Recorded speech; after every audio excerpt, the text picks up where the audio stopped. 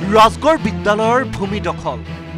মাটি জুখিবলৈ টিংখাং পালেগৈ CM ভিজিলেন্সৰ দল লাট মণ্ডলৰ সহযোগত হাবি ভাঙি মাটি জুখাৰ পাছত মুখ খুলিবলৈ ৰাজি নহল কোনো এটা দল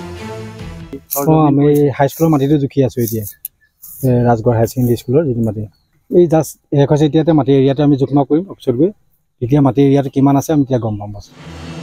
এটা পক্ষই আনটো পক্ষলৈ ঠেলিলে ভূমি দখলৰ ওপৰত মন্তব্য দিয়াৰ দায়িত্ব ৰাজগড় প্ৰাথমিক বিদ্যালয়ৰ 7.5 কঠা ভূমি দখল কৰাৰ অভিযোগ উঠিছে তিনিজন লোকৰ বিৰুদ্ধে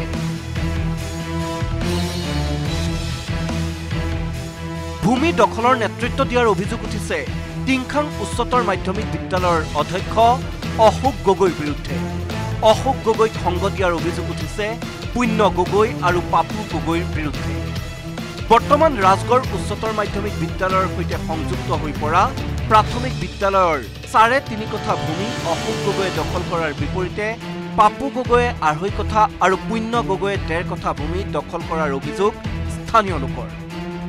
ভিতৰ হাই সেকেন্ডাৰী আপোনাৰ বেক সাইডে লাগি থকা যিডখৰ অশোক গগৈ এটা ঘৰ বনাই আছে তাৰ সাইডত পুণ্য গগৈ ঘৰ বনালে প্ৰায় অশোক গগৈ দখলত আছে প্ৰায় 4.5 কঠা মাটি পুণ্য গগৈ দখলত আছে প্ৰায় 1.5 কঠা মাটি তাৰপিছত এইফালে পাপু গগৈ দখলত আছে প্ৰায় 2.5 কঠা মাটি স্থানীয় লোকৰ অভিযোগৰ আধাৰতে গুৱাহাটীৰ পৰা মাটিৰ জৰীপ কৰিবলৈ টিংখাঙলৈ আহিল CM ভিজিলেন্সৰ দল